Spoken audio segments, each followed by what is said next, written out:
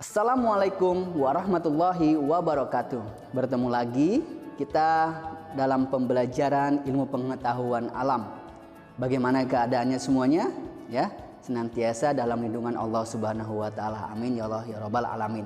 Hari ini pada pembahasan materi IPA kali ini kita akan membahas tentang cahaya dan keterkaitannya dengan indera penglihatan. Apa itu cahaya? Terus kemudian bagaimana cahaya itu mempunyai sifat, ya, sifat-sifat dari cahaya, bagaimana cahaya itu merambat lurus, bagaimana cahaya itu menembus benda bening dan lain sebagainya. Tapi sebelum kita ke pembelajaran, angka lebih baiknya kita berdoa terlebih dahulu dengan membacakan surah basmalah terlebih dahulu. Bismillahirrahmanirrahim. Baik, kita simak ya pembelajaran yang pertama. Bismillahirrahmanirrahim. Oke, kita akan belajar tentang apa itu cahaya. Nah, kalian sudah tahu ya, cahaya adalah sebuah energi yang dapat kita lihat dengan menggunakan mata. Jadi energi yang kita lihat menggunakan mata. Cahaya itu berasal dari beberapa sumber cahaya loh Kak. Bisa dari matahari, api, lampu, dan apalagi ya yang bersifatnya membuat cahaya. Itu merupakan sumber cahaya. Sumber cahaya terbesar yang ada di bumi adalah apa? Matahari, betul. Pada matahari cahaya sangat terang. Oke. Nah, pada malam hari kita dapat melihat karena dengan bantuan cahaya yang berasal dari lampu. Selanjutnya kita membahas tentang sifat-sifat dari cahaya. Yang pertama, cahaya dapat merambat lurus. Nah, contohnya ketika pada malam hari kita menggunakan senter untuk melihat benda-benda yang tidak diterangi oleh cahaya, maka lampu senter tersebut akan merambat lurus sesuai dengan arah senter yang kita gunakan. Oke, merambat lurus dengan arah senternya. Jadi bahwa cahaya itu dapat merambat lurus juga dapat dicontohkan dengan bagaimana cahaya matahari dapat masuk melalui kaca jendela, merambatnya lurus. Dan juga ketika kita ingin melihat cahaya itu benar tidak atau merambat lurus, nah bolehlah kalian melihat halaman 19 di buku tematik. Nah, bagaimana ada sebuah percobaan sederhana, apakah memang benar cahaya itu merambat lurus atau tidak. Selanjutnya yang kedua adalah cahaya menembus benda bening. Nah, cahaya juga dapat menembus benda bening, contohnya kaca. Nah, cahaya dapat melewati kaca karena kaca merupakan benda bening. Nah, sebagian besar cahayanya diteruskan atau cahayanya itu diterima dan diteruskan kembali, itu melewati kaca.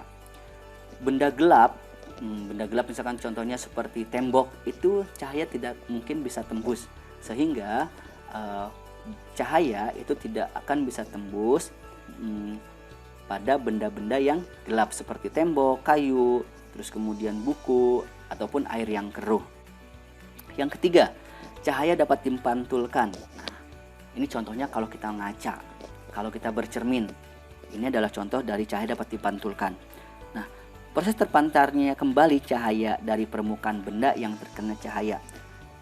Ketika pada siang hari kita melihat bayangan kita di cermin, itu merupakan pantulan cahaya dari diri kita ke kaca atau ke cermin.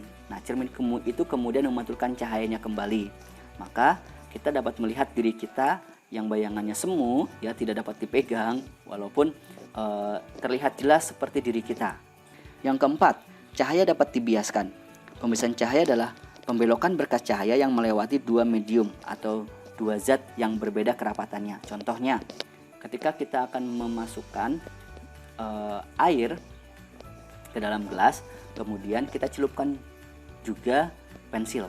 Maka ketika kita melihat bayangannya, ya ketika kita melihat air pensil yang di dalam air itu, terlihat seperti pensilnya tersebut patah.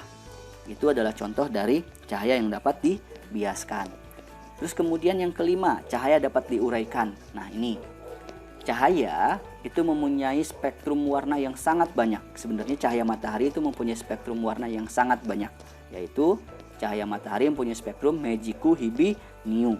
merah jingga, kuning, hijau, biru, nila, dan ungu. Nah, warna pelangi ini terjadi akibat pembiasan cahaya yang muncul setelah hujan. Setelah hujan. Subhanallah. Nah, cahaya matahari ini disebut jenis cahaya polikromatik karena tersusun dari berbagai macam bentuk warna. Warna apa sih tadi? Tadi itu kita menjelaskan tentang warna ya, banyaknya warna, yaitu merah, jingga, kuning, hijau, biru, nila, dan ungu. Itulah spektrum warna dari cahaya matahari atau cahaya polikromatik. Gimana tadi penjelasannya? Mudah-mudahan semuanya mengerti ya. Oke, terima kasih. Nah, apabila kurang mengerti, kalian boleh memberikan di kolom komentar pertanyaannya ya. Nah, untuk memperdalam lagi materi kalian boleh mengerjakan evaluasi pembelajaran di buku tematik subtema 1 dan subtema 2. Terima kasih. Sekian dulu ya. Kita mengucap hamdalah bersama-sama. Alhamdulillahirabbil alamin. Terima kasih. Assalamualaikum warahmatullahi wabarakatuh. Dah.